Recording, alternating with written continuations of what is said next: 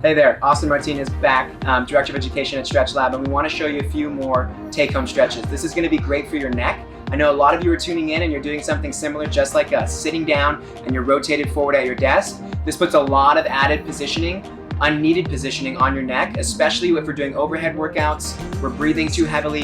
The first muscle we're going to focus on is this muscle called the scalene. It's a three-headed muscle. When these get tight, these pull up on your first rib and they put some undue pressure up into your shoulders, and that's where you get that neck pain.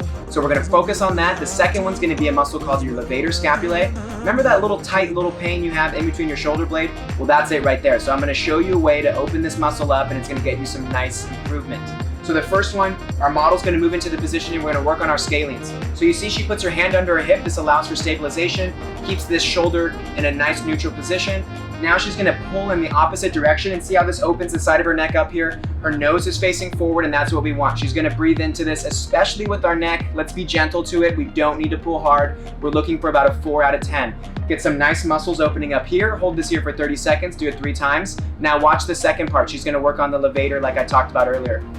This muscle attaches up into your cervical spine and it also goes down into your shoulder blade. So this oftentimes gets tight when we get into this forward posture. So let's open it up.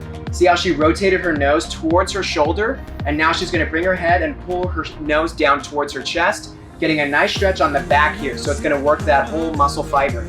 Continue to work this position. Hold this here for 30 seconds, 3 times. Work this into your consistent stretching regimen and watch the improvement. Tune in next time for some more stretches.